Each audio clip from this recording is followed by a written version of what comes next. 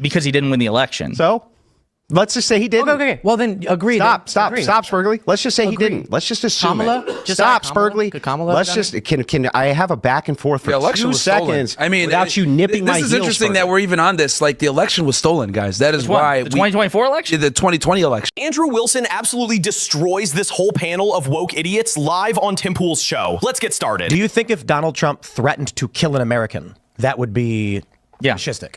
Well, So- fascistic? Well, Again, I mean, like, so we're gonna just to clarify. Yeah, I know. It's really you're gonna try to go somewhere. Blah, blah, blah. I want to stay focused because what I'm seeing we here are is being that- No one's allowed to talk but Spurgley. Yeah, come on. No one's allowed to talk but Spurgley. I'm trying to advance the conversation by asking a question to clarify the Okay, but I'm points going to being go back to what we were talking made. about. You guys said he's threatening the media. Andrew said that he hasn't actually done it. So I'm trying to say, what if it was a more extreme threat that wasn't just, I'll pull a license? What if Trump said he would kill an American citizen? Would the threat of killing an American in and of itself, without the action of doing it, be fascistic? And this is for everybody. Specifically, like he's going to Like if Trump said, I'm going to shoot a guy on Fifth Avenue, I'm going to go do it right now. My point being, threatening to take legal action, we can argue whether, like, it seems kind of a legalese question. So I'm trying to shift it to, let's talk about an extreme action Trump could threaten. Okay. Well, Would I that still haven't threaten gotten of itself- an explanation of how it's acceptable to try to block the peaceful transfer of power from Andrew, which is what I keep saying. You brought up the fascism word. I said, hey, I get that people get real bogged down, which is why I've had hours of discussions about that particular term. I came here interested to see if MAGA figures could defend the actual actions, not the label, but the actions. And I'm yet to hear you walk through any of them. We're getting a little bit to the specifics of the media, so I appreciate that. But so to answer your question, him trying to induce a feeling of fear among the media as it's working with his rhetoric, with clear intentions, some of which he didn't actually get done the last time, but like he wanted. Let me explain why I asked the question. And I'm still waiting on either of them. So here's why I asked the question about killing an American specifically. Obama, I know. No, it's because whether or not the government can pull a license is a legal question over whether or not they violated a public license. And so you guys are then arguing outside of the actual confines of a legal issue, which so let's make it definitively an issue of illegal or legal. Or we could talk about what Trump is. Okay, the federal government grants public licenses with stipulations.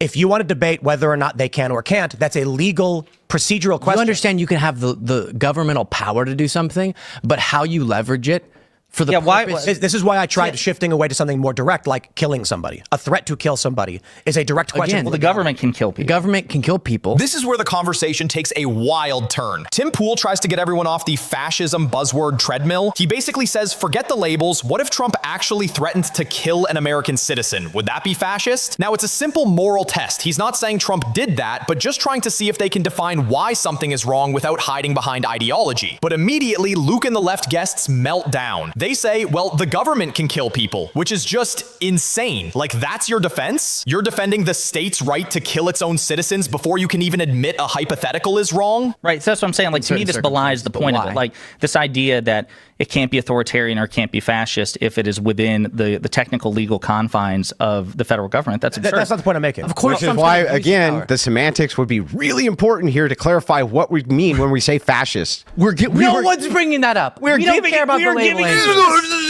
Yeah, I'm bringing it up, Spurgley. Bro, this is what's wrong with the left. Now, Andrew's asking them to define the word fascism, something they've been throwing around on Trump from so long, and they can't. They simply say, why are you bringing up the word? That's because they don't want to face it. They know if they talk about defining fascism, they'd fall right on their face. They're trying to out-talk Andrew, but every time he says, okay, tell me specifically what's wrong, they just one of those moments where you can actually see the logical side of the room separate from the emotional side. I can see Tim Pool trying to mediate here, but everyone watching already knows Andrew's running the table. That doesn't actually tell me what we mean by this. Guys, sure, it makes for great clips, but we don't need the ad hominems. You called him boring. You're calling him Spurgley. We don't need to do that. Oh, well, boring. I mean, the conversation. I don't think you're boring. I don't think you're boring.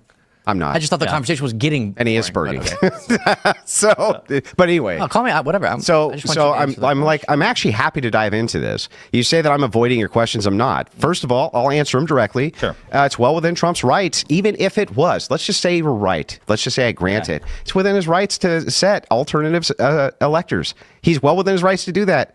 Tell me why that's even wrong. Aren't people being prosecuted in states for participating in this scheme? Who? The fake electors. Who? In all Wait, I got a question. Does the law prescribe morality? No. Wait, you said the right. Do you mean legal right or moral Yes or right? no Moral right. question. Well, Don't get mad about it. Oh, sorry. No, I wasn't mad. No, I thought it was a good question. I was just. So what's actually wrong with it? So Why is it even problematic?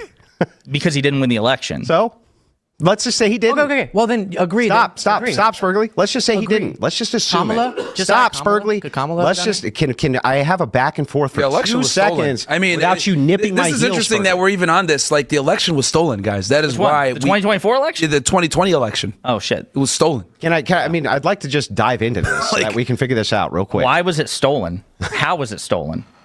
That's a Multitude big of part. different Yeah. factors here. I mean, I wrote it down.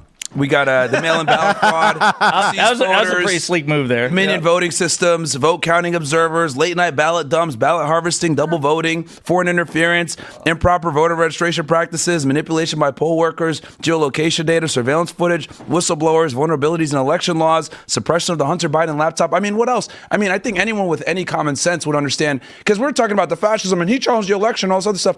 Let's talk about why he challenged it. It was Because he lost. No, because it was stolen. Right. It was And stolen. are you sure? There's a multitude of evidence to remind show me which that the court- 2020 election, there was some type of interference to some degree. This is Myron. He just starts listing everything that went wrong in 2020 like he's reading off a charge sheet. Whether you agree or not, it's the first structured argument of the entire debate. You can literally see Luke's face drop like, wait, this guy came with homework. Bro. Myron and Andrew tag team perfectly. Andrew disarms them logically and Myron buries them with data. That's exactly the energy here. Calm, collected, devastating. Remind There's a me multitude. Which court he was able to demonstrate that in? Pennsylvania in the lower court ruled on the merits that they it was violated. like a procedural, but not. No, it was an actual fraudulent hearing things where he's talking about. the judge said that the Constitution of Pennsylvania was violated by the implementation of universal mail-in voting.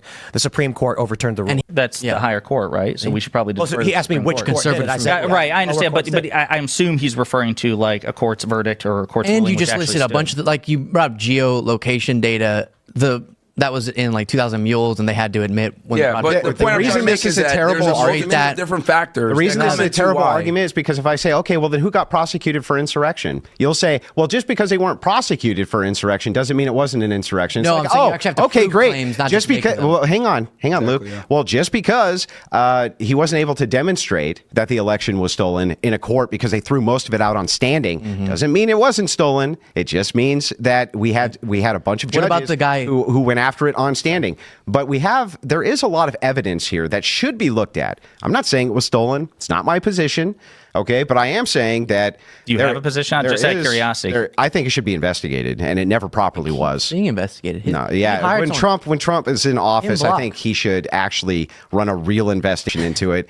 I think that the idea that Great. Trump, so Biden takes the White House, that there was a legitimate investigation done by the Biden administration for the guy he could have lost to. I think that that's ridiculous. But doesn't Hang on, that motive Trump work the administration opposite way investigated. too? Go ahead. Like doesn't that motive work the opposite way? Because Trump's position was before the election, it's stolen, it's Yeah. rigged. Well, and during the that's a fair criticism. I just think that you have enough third party people which can be approached who could investigate this in a way in which it was fair. they hired like third party groups. So like was it Cyber Ninjas They weren't and some able others? to, Ken first Block of all, they was weren't one guy? able to subpoena a lot of the evidence that they wanted. They had a lot of the circuit courts throw things out on standing.